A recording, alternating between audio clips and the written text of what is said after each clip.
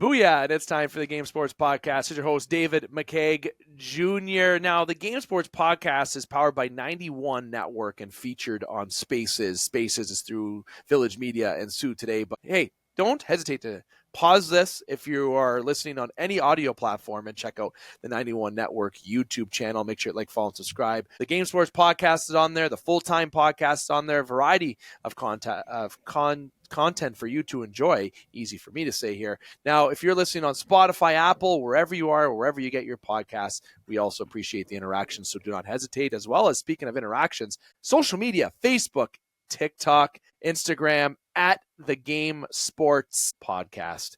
Check it on out. Now, I am joined by Brendan McCarthy. Brendan, my friend, how are you doing? Doing great, Dave. Good to be back with you, man. You're looking sharp. It looks like every week when we record, you get a fresh cut. Fresh cut. I had a cut. Actually, I went, this is a nice little side topic. I went with the 0.5 fade on the side so that it stays shorter for longer while the top gets longer. So it always looks kind of like a fresh do. I looked it up on social media. Love it. It's the Dueling Gingers podcast. I love that. I love that reference. Love it. And you, my friend, looking sharp. The nice neutral hat. I like it. You just look set up. You look set up for success today. I want you to know that. Back-to-back weeks wearing the neutral hat. I actually got this for free from my sister, but she got it for free. I think it was like buy a case of neutral and you get a free hat at the LCBO. So I like the hats with the lining or the string, whatever you want to call it, and then nice little design. It's a nice material. It's got the holes here so you don't sweat. So it's good for the course, but also good for podcasting. Now, speaking of golf, a little sidebar here that we didn't plan to talk about really, but golf. You and Par were going back and forth on the golf conversation last week in the chat, and I just came out of the woodwork and just put a random comment out there just to try to fit into the conversation because yours truly doesn't really golf. But it sounds like you and Par might need to have a golf date together. Yeah. I feel like based off the text exchange in the group chat, Par and I are kind of on the same level. So perhaps we can firm up a date and play. And we can actually meet in person, Par and I. We can stripe the ball down the fairway. Now, speaking of Par, he couldn't join us here tonight. Obviously, those who follow the Game Sports Podcast religiously, obviously Alex Par, who you see on here often, is taking another vacation week. It's been a tough time since the Leafs have lost for Alex. I think he's taking it a little bit different and really focusing on his work and his golf game because he's not, as he would say, has nothing in between the ears right now that's distracting him. So there's a little jab for you here, Par. Nonetheless, Brandon and I are going to take you through this journey here tonight, and it's going to be a little bit different. As everyone knows, we are introducing towards our new format with being the one segment and lots of great things coming here for the game. But Brendan and I are going to touch on kind of a few topics at the beginning before we dive into Top Shelf, and then you're going to have me getting into baseball solo at the end. So, Brandon, what I want to get into first is basketball. Now, if I could, we will soon, it'd be a ticker down there saying, basketball. And there used to be a segment on the Game Sports Podcast for basketball and used to be called For Three. So there used to be a 4-3 segment that we used to do, and that was back in 2018. That hasn't been since. So we're not reviving that segment by any means, but there's a reason why we're bringing up this segment. And the reason is, obviously, the NBA Finals is going on.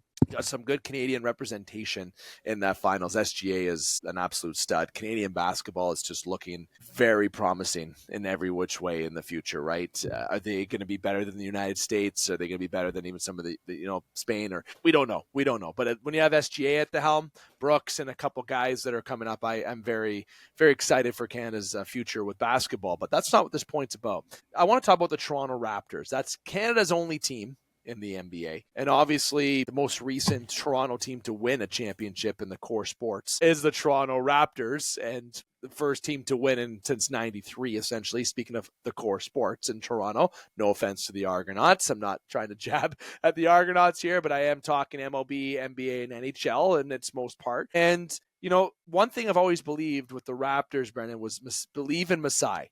Masai Ujiri is and should be recognized as, dare I say, a god in Toronto. The guy has been nothing but successful in Toronto. A lot of playoff runs even before, and obviously winning the playoffs against Golden State, the big move with Kawhi. And obviously, since the championship win, it's been a little bit of a slipperier slope for the Raptors through more of a rebuild, retool, definitely more of a rebuild kind of phase.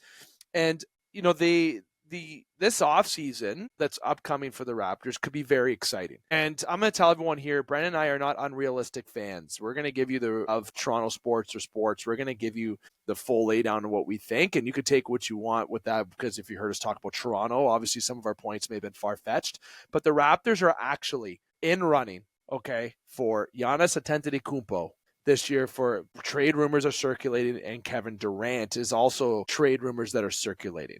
There's rumors that the both of them could be traded to the Toronto Raptors and have a court, and with of course keeping Brandon Ingram in that hold. So and now it makes you think if Scotty Barnes is going to be on the way out, or if they keep him and have all four of them, that would just be unheard of. And, that's probably not going to be the case. But if you have an Ingram, a Antetokounmpo, and Durant three, that's pretty powerful coming out of the East. But I want to stick to, Durant, I would say might be even a bit more realistic than Giannis, sort of, because of just the attainability to get him. But Durant's going to want to go to a team that's going to be winning, right? So if the Raptors did get Giannis, then I think they would have a chance at Durant. So that leads me to Giannis. The guy has a lot of connections to Masai Ujiri. And if you don't know, search it up. It's a good read. Obviously, Masai wanted him in the draft, in his draft year. There's family connection there. And there's even a funny clip with, now I can't remember, Serge Ibaka, when he did a kitchen broadcast. And you can look it up. He had Giannis in his kitchen when they're eating food, and Serge would ask him questions. And one of the questions said, when are you coming to Toronto? And Giannis said, I can't answer that, man. Can't answer that, right? He was playing for the Bucks. But there's always been a love between Masai and Giannis because of the connection, and a rumor that would always be the perfect fit. Now there's a chance that might actually happen, Brendan. And the Raptors are considered top two, if not a front runner, to trade for Giannis Antetokounmpo. What is your thoughts on that? And should Raptors fans get their hopes up? Speaking as a Toronto fan, should you, let me repeat, get your hopes up as you hear Ohtani in your brain, and maybe you hear other names, Connor McDavid next year, all these names that you hope to get in Toronto? Is Giannis's destiny to come to Toronto, to the Six? I would say to fans, don't get your hopes up about Kevin Durant. I think it's been a constant, perennial, I'm trolling with the Raptors. Obviously, the city, the organization would love for my services to be part of this team. Absolutely. He's won. He's a winner. He's a Hall of Famer, right? But what you can get your hopes up is about Giannis Antetokounmpo, because this guy, he's done everything that the organization in Milwaukee has asked him to do. He's won a chip, and you know what? It's time to get out of Milwaukee, right? It gets a little stale after a while. And like you said, there is that connection and familiarity between Masai and Giannis. I think it's an absolute real thing and a real possibility for that dream for Raptors fans to become a reality. And I think you do everything in your power to do so, and everyone is on the trading block. That means Scotty, that means Grady Dick, that means Jacoby Walter. Yep. The list goes on. Jonathan Magbo, right? Even Abaji, those guys are all on there. The ninth overall pick, that's got to be on there. Look, you just signed Brandon Ingram to a 3-year deal, right? You got Ingram and Giannis in there. The Raptors have to become relevant again. You mentioned that it's been 6 years since they've lifted Larry O.B. Honestly, Dave, since COVID or 2021, it has truly been laughable to watch the Raptors, and going to home games it's not even exciting anymore, right? So you got to they already got Ingram, that'll fill the seats, that'll draw attention, but you got to do everything in your power to go to the next level. I think Masai has it in him. I mean, in 2018, Kawhi didn't even want to come to Toronto, and he got Kawhi and Danny Green to come to Toronto as a package deal. So he can make it happen, right? That was the summer that Toronto was living in luxury. It's like Kawhi and Tavares to Toronto. Yeah. And the Leafs were sick. You had belief about the Leafs, and you weren't as mad when they lost. Well, you were mad when they lost in the first round, but you had a bit more forgiveness back then than you do now. But the Raptors actually made that jump. And you know who the Raptors ran into all those years in the mid-teens? It was LeBron with Cleveland. If you think of the team that they had, Kyle and DeRozan, even with Bosch before, this team had to run into a guy named LeBron James. If he was on the Cavs, if he was on Miami, right? The time LeBron leaves the conference is when things got a bit more wide open in the East. And obviously, people always bring the factor in, what if Durant played in that Golden State series. What if, okay, what if Connor McDavid left the Oilers last year and went to Toronto? Okay, all these what ifs, you can always bring in what ifs to any sport. If it's hockey, football, baseball, what if Ohtani came to the Blue Jays last year like everyone thought he was? What if the Raptors actually re-signed Kawhi Leonard?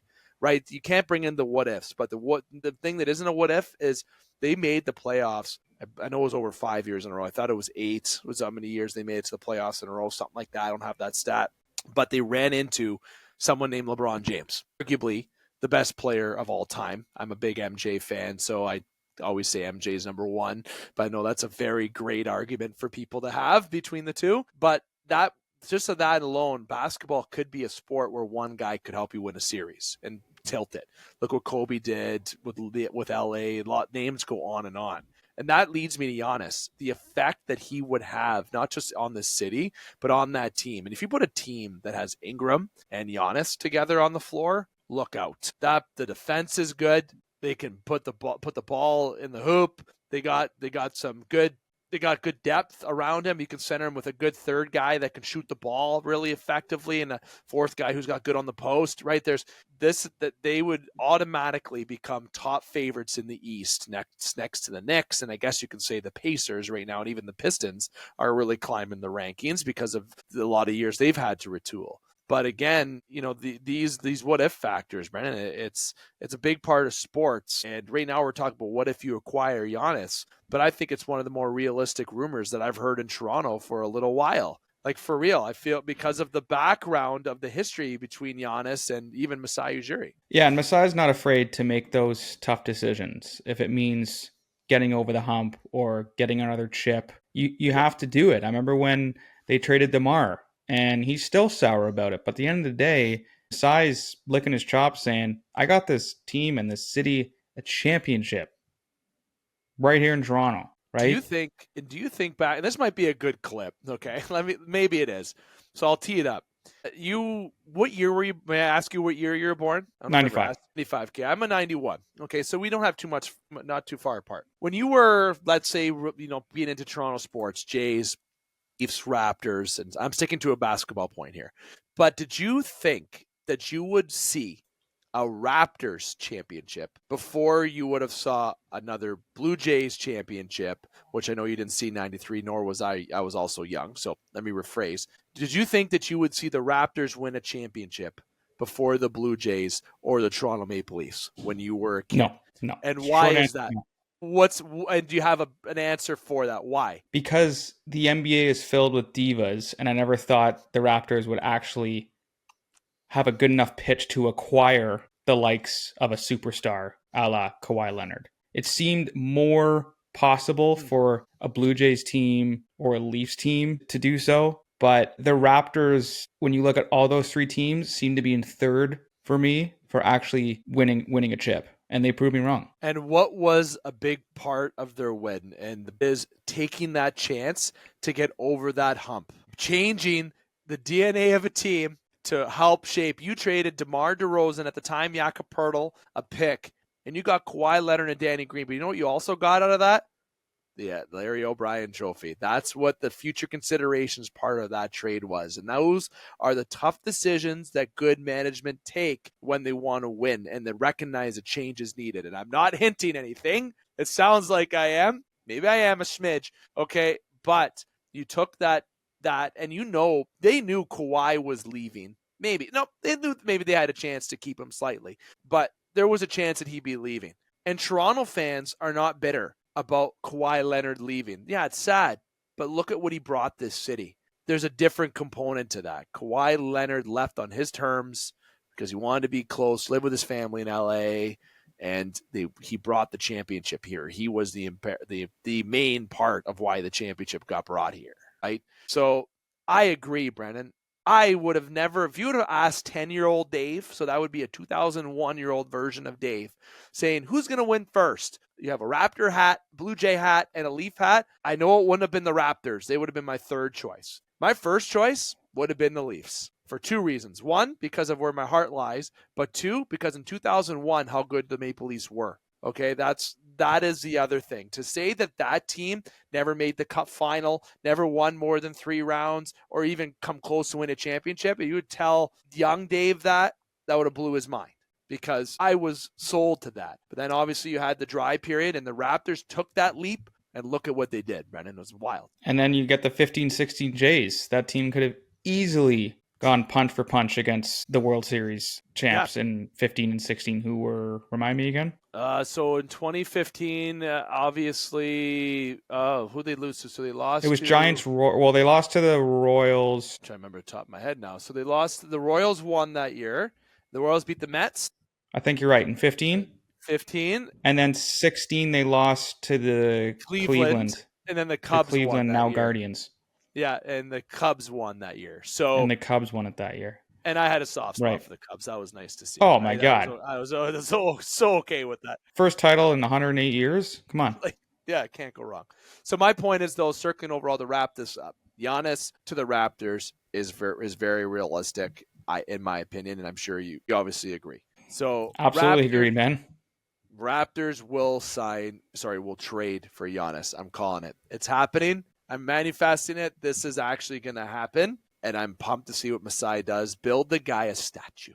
Kyle Lowry, Masai Ujiri statue right outside, and maybe add a Kawhi. I don't care if he's here for 1 year. Add that statue. Put that out there. And for shits and giggles, put a Vince Carter statue just because you want to recognize the Raptors' legacy more. Because when I walk around Toronto, when I'm there, I see the Legends Row there. Hey, the Legends Row with the Leafs. And there's been guys who have gotten rings on that team.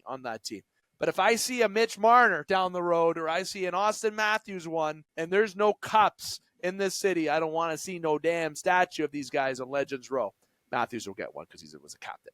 But segueing to hockey, Brendan. We'll jump in. I went a little extra there with basketball. It's a fun conversation, kind of a different topic that we don't touch on too much on the show. Getting to Top Shelf. Look, there's a couple points I want to talk about with Top Shelf. Firstly, a couple feel-good stories, if you will. Firstly, Hudson getting obviously the Rookie of the Year. Not a surprise. It was a great year, though, of rookies. Obviously, Macklin, Celebrini, too.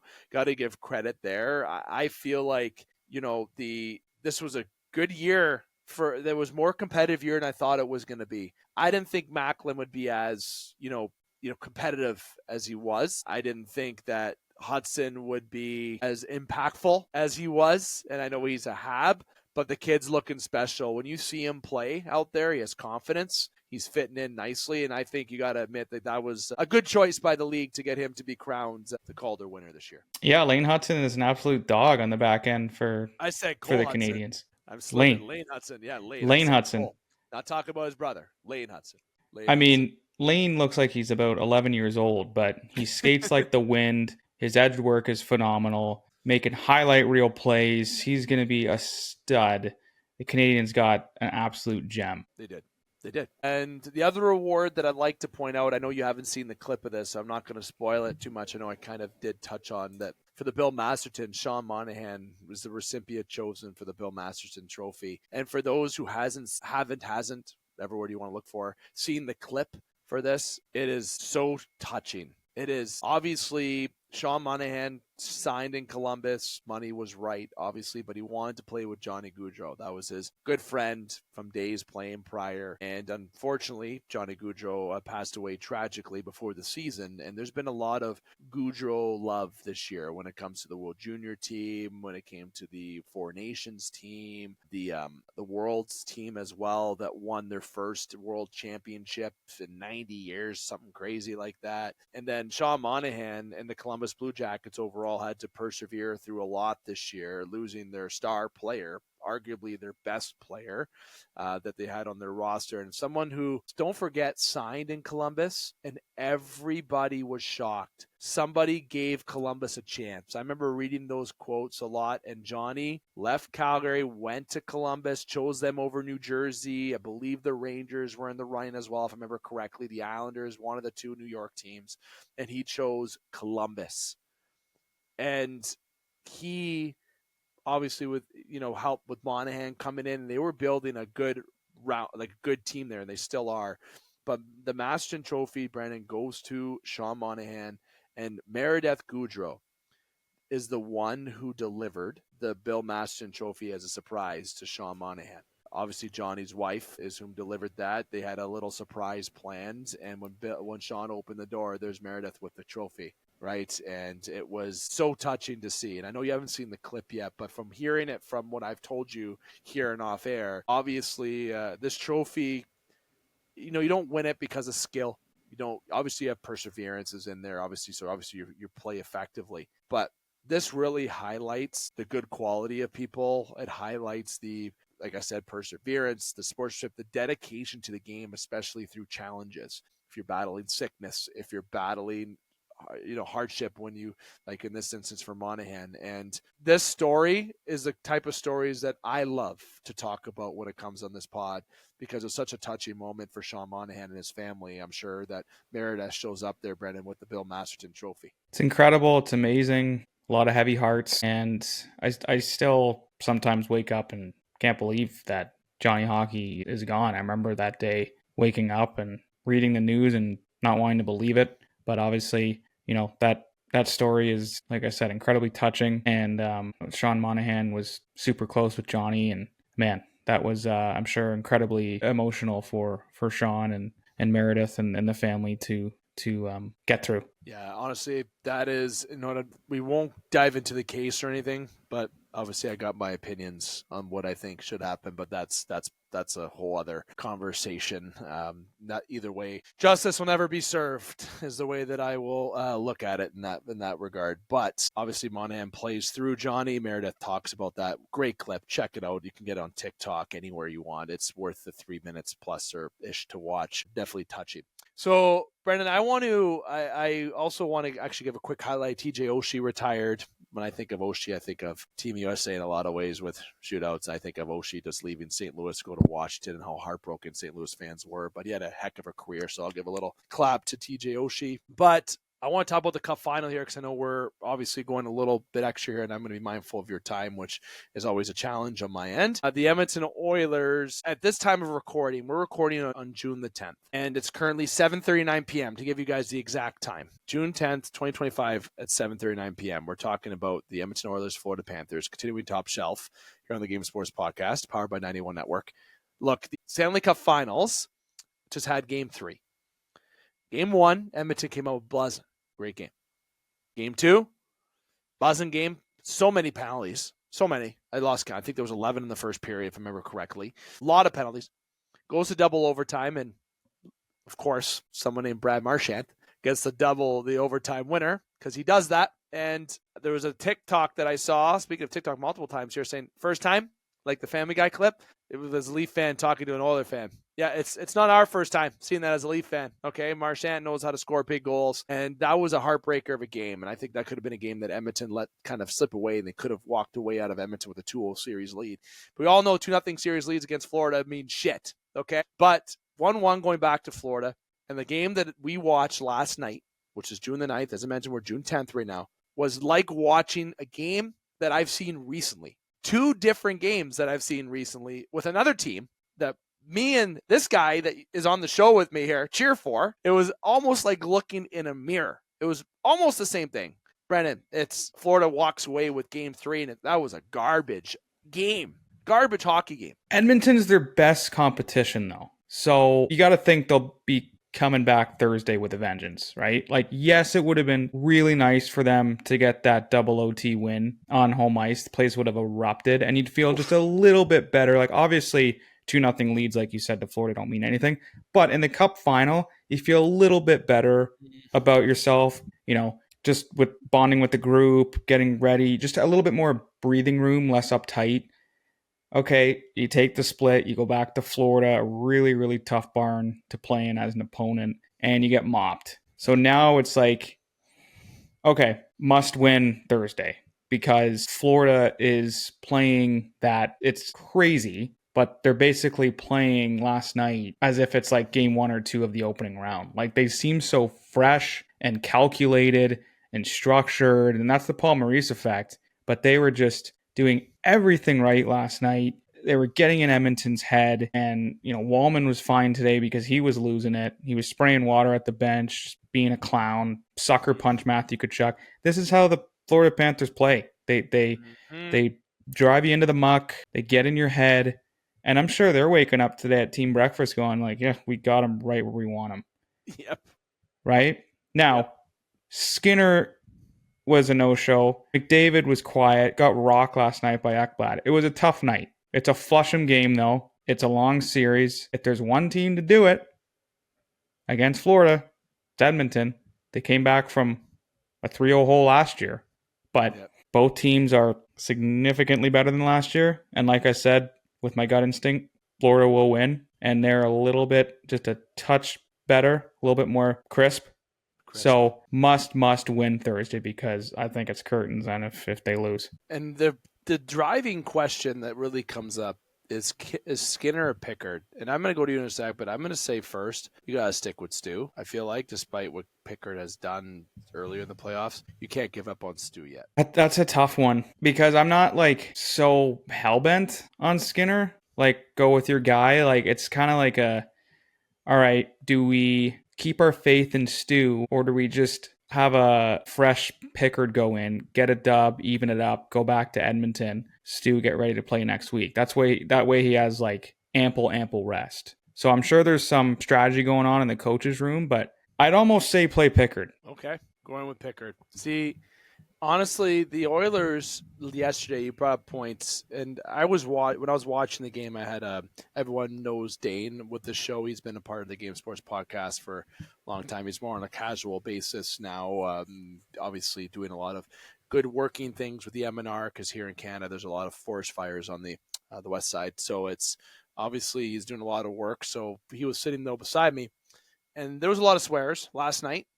He was also there watching Game 7 of the Leafs Panthers, and so he understands the frustration. And I told my wife, I said, the last 3 games that we've watched in this house, Game 5, Leafs Panthers, Game 7, Leafs Panthers, Game 3, Oilers Panthers. What was the score in all those games? Touchdown, 1. Do not watch a game at this house this year. Okay, I'm just saying. If I told my buddy Dane, I said we might have to go to my parent, might have to go somewhere else to watch the house or watch this next game with you because I promised him I would watch the Cup Finals with him. And I bring up that point because watching him, and he was saying, "Oh, that's typical. That's a penalty. Why is that a penalty?" And the reffing, which I'll get into a second, which was a problem, but he was talking about, oh, what an annoying player this guy is and whatnot. But Bennett, Marchand, Tkachuk did their thing yesterday. That is not news to this guy or to you or to anyone that knows these Panthers that Marchand and Bennett, they're going to give you a lick if they have to. They're going to jab you. They're going to hit your goalie. They're going to push your goalie. Mikola's going to cause a scrub. They're going to get under your skin. They're going to finish their checks. This is a team that is built for this type of hockey and is a very good hockey team. I see that Listerainen, Lundell, Marchand line. I think of that as shades of Stahl, Cook, and Kennedy. Friend of the show, Tyler Kennedy, Sioux native, who won the Cup against Detroit. And that third line was the difference in the series. And this line's better, more talented than that line was. No offense to Tyler and the crew there. Florida is something that do not give them confidence. You can't let them in games, and you can't match them on their intensity because that intensity is to get under your skin, to jab at you, to chirp at you, chirp your wife, chirp your dog, chirp your kid, whatever it is, and they will do whatever it takes to win because that's the business, and that's why they're these guys on this team. And I was sitting there, Brennan, going like this when I saw Marchand and Bennett. As a Leaf fan, I'm saying, okay, you know what? I'm sold. Get me these guys. What do I need? What needs to be done? Who needs to go? What charity do I have to donate to? What do I need to do to get these type of guys into the DNA? I'll mention that here of the Toronto Maple Leafs because the Oilers looked like the Leafs last night because they were playing down to what the Panthers level is. And that's not, I don't mean that as an insult. Usually that is. The Panthers suck you in, and then you can't get out of it. You stay in their head. They make you try to keep up, and they can't. It was wild. What's that line I like, Dave? You have to be comfortable being uncomfortable. That is Florida Panther hockey, right? Like they got a weird side to them, right? I saw an interview of Matthew Tkachuk yesterday, and he's like, "I'll take a punch to the face to win the ultimate prize." You know, like yep. These guys are just wired differently. They run through a wall for Coach Paul Maurice. They're clicking on all cylinders. Everything's going right, and they got Edmonton just searching for the bench last night. Like, it was just an absolute yard sale. Like, truly was. Like, it was a crapshoot. And again, gotta think Edmonton shows up, maybe scores first on Thursday. But, as discussed today with a few coworkers, you blow another lead to Florida in a winner-take-all series. I don't think they're going to concede again. Florida's better this year than they were last year. So is Edmonton. I would say Edmonton is improved too on a lot of aspects, but Florida's better. And Florida won last year. So take that the way you want to take it. I'm not counting out the Oilers. I've said this and you have said this. Heart is with the Oilers to hopefully win the series. Gut is telling us a lot different, because what we see and what we saw yesterday, I'm seeing a lot of deja vu. Okay? Getting a lot of into their heads, doing their job. That is it. That is Florida Panther hockey. That is terrific. And I love that line, take a punch. I'll tell you right now, and I told Dane this last night. I told my wife this today when I saw her after work. I've texted a few friends. Give me one shift in the NHL in a Leaf jersey, Edmonton jersey. I don't care. Anything to try to beat this Florida Panthers team, okay? I will go so hard. I will pop my quads. I will break my back. I don't give a shit. I will block a shot, and I will find a way to score a goal and work my ass off. And I bring up that point as an example because that's the intensity that you need to have to win. I'm not saying I'm the guy who's going to help you win. I'm not. But that's the attitude that you want to have when you go out there. You would have blocked that shot. You're going to score the goal. Marchand's going to push me. I'm going to say, I'm going to laugh in your face. It would piss him off if you kept laughing at him. Bennett, you know what? If you push him, he's going to go, oh, he's going to dive. He's going to do what he has to do. Don't get in their shit. To skate away and laugh, man. Evander Kane, Corey Perry, Kasperi Kapanen. These guys, Wallman last night was just, after the 10-minute mark, gone. The guy wasn't playing hockey. He was playing rough outdoor hockey. Yeah, is what he was fined today. He was fined like $10,000 or something for his antics. Yeah, you can't, right? They got you down there into the mud. So let's just say, Brennan, let's give this as an early prediction. Game 4. We know we made our prediction with the Cup Finals and everything, but we're going to talk about Game 4. Keep it to that just for sake of relevance on this episode. Score and winner. Say 3-2 Edmonton. I like that. Regular time. I'm going to go 4-3 regular time. I'll go 1 up because I was thinking 3-2, but I like 4-3. Okay, then McDavid's going to be a dog. That's the guy to watch on Thursday. Expert friggin' Mia talk for you there. The best player in the world is going to be the best player on the ice. Have another beverage there, Dave-o. I should. It's my first. The podcast tradition, one drink a show. But nonetheless, Brennan, I know we went a little extra today, so thank you for your time. So we talked basketball, we talked hockey. Stanley Cup Finals continues Thursday. Weird schedule. As you said, June the 12th is the next game at 8 o'clock. Puck drop in Florida. Edmonton needs to bounce back, or we're going to see might be a quick Stanley Cup final, if you know what I'm saying. But nonetheless, Brendan, I want to say thank you for taking the time, my friend, for coming on the show as always. Thank you, sir. Awesome. So Brendan's going to go. I am going to talk about baseball. And Brendan, again, thank you as always. I'm very thankful of what Brendan does. I'm very thankful of what Alex does. All the crew here on the Game Sports Podcast as we obviously continue forwards for the segments for the Game Sports Podcast. A lot of change coming with the show. And if you're on video, you'll see that Brendan has exited. And the great talking to Brendan, I obviously kept him on for, it's 37 minutes into this show, so I definitely ate up to my time that I wanted to. I allow 45 minutes for an episode is what we tend to do, especially in these one segments. And I did plan to have our segment done a little bit earlier, but basketball kind of went a little further. So obviously I knew Brendan had to go actually a little bit earlier than this. So again, thank you to Brendan and to everyone on the game who's always taking their time and putting up with me being a little extra. And to you, the listeners, if you've listened this far and you haven't hit like, follow, and subscribe, what are you doing? Just do it. Just do it, if you know what I'm saying. And people have asked, before I get into baseball, about the special editions. I've gotten texts about actually this past week. I took a break from doing them. I wanted to stick to the news portion. We're doing some updates with the show in the background that was planned for September, October 2025. Minor things, but also big things at the same time. But I am going to be getting back into some special edition recordings throughout this summer for you to enjoy.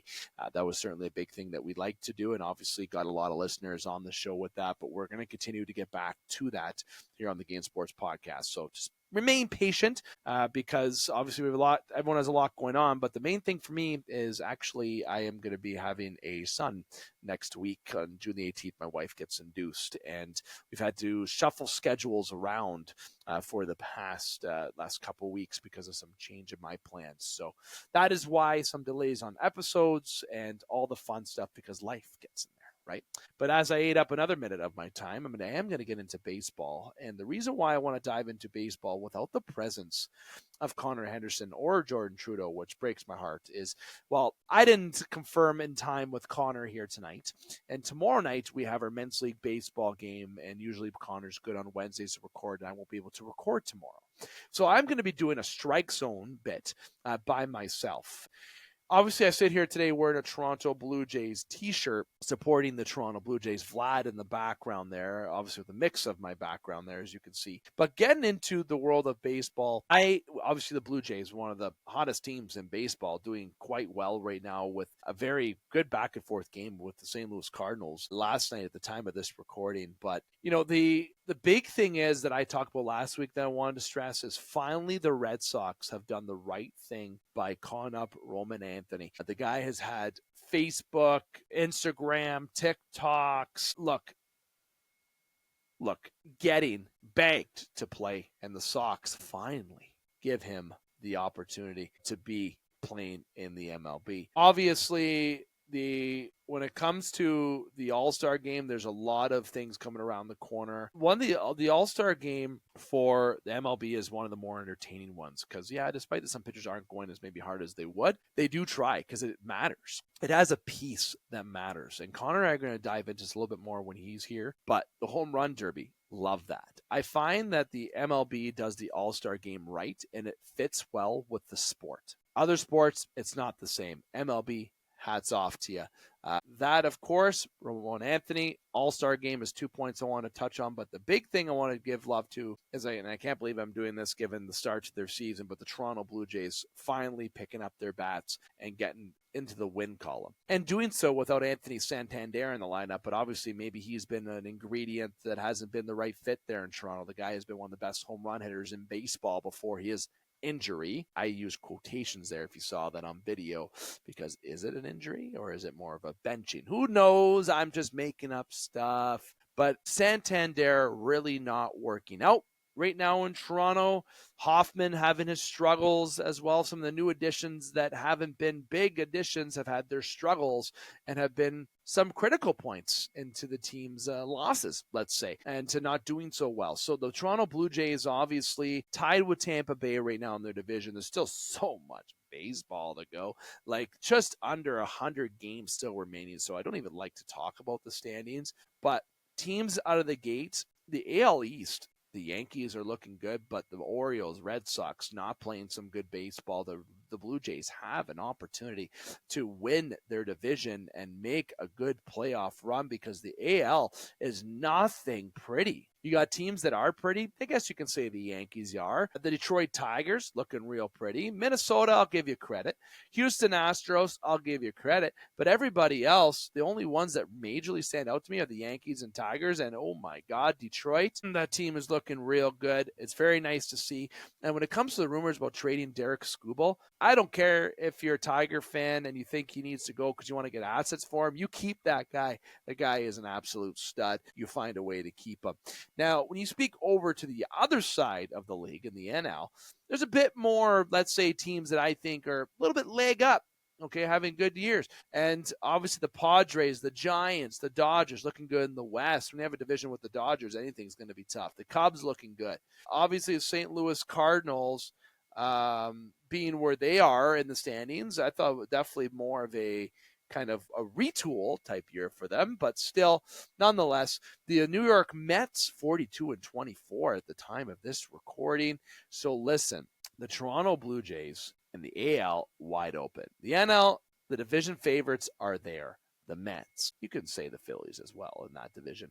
The Cubs, the Dodgers, Giants, Padres. Look, a lot of things spoken for. The worst team that I've seen in quite some time, the Colorado Rockies, 6-25 at home, 6-28 on the road, 5-17 in the East. Against the West, they're 3-13. They're 1-8 against the Central. Look, at home, they don't win. On the road, they don't win. It's not a good team. But obviously, they had some success against the Marlins, who are yet another basement-dwelling team. But the NL certainly has its top dogs that I think could paint the playoff picture a little bit more easier. But when it comes to the AL, look, the picture can be painted in a lot of different ways.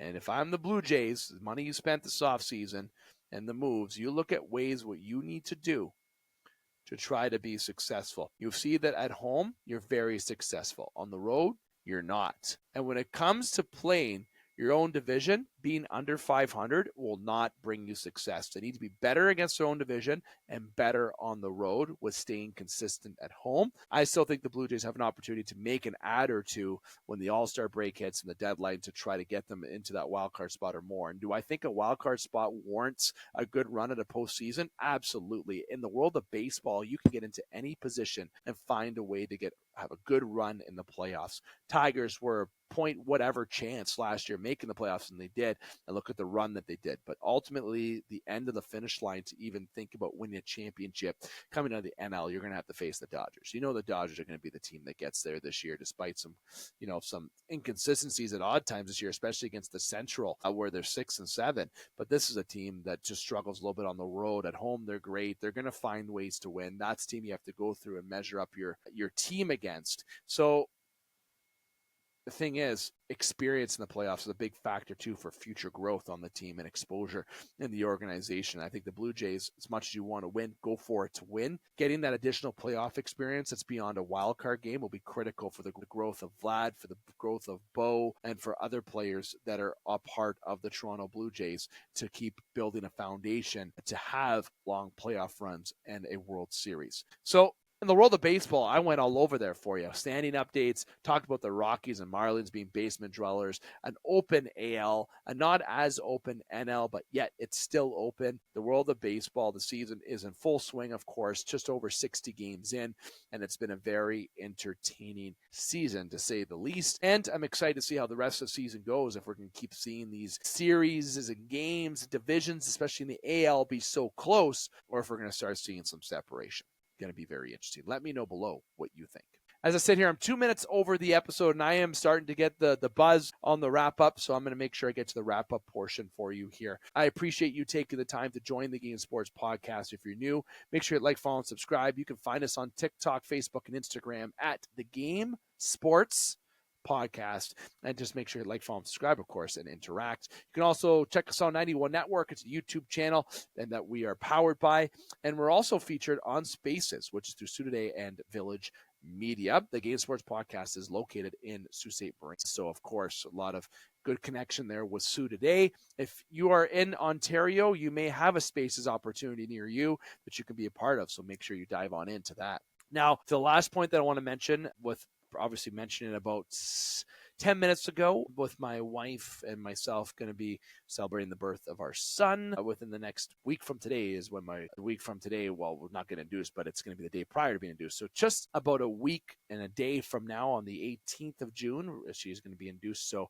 there will be a little bit of a delay in the schedule for uploading the show next week, depending on if we're going to do it before the 18th or if we're going to wait till after. So in advance, we appreciate everyone's patience for the upload. We do plan to have a few more consistent uploads before we start getting into our summer schedule, which I will remind you as well, is that we start looking at more of some special edition shows, sporadic shows, but more uploads on a bi-weekly basis for the months of July and August until after Labor Day, when we start getting back into football. And yes, I didn't talk about football for a reason this week because I am hoping that Justin Heichel will be joining yours truly for the next edition of the show to talk a little bit about some football off-season moves leading up to the upcoming season. But nonetheless, we will talk football soon. I know I get texts about In the Pocket too. Everyone loves In the Pocket.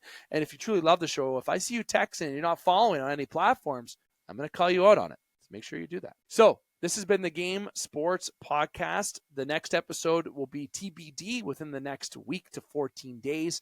I want to thank you again to everyone who takes the time to join routinely. But if you're also new, glad you've been able to join us. Make sure you come back for more. I want to say thank you again to Brendan McCarthy, the legend himself, takes the time out of his day to do this with yours truly. And also everyone here on the Game Sports Podcast that takes the time, but notably to Brendan today, it's greatly appreciated to have someone to talk to instead of just talking to myself, which I could do for hours, as you know. Until our next episode, I am here to remind you, keep your stick on the ice, swing your bats, catch your touchdowns, drain your threes, and shoot your shots. Booyah.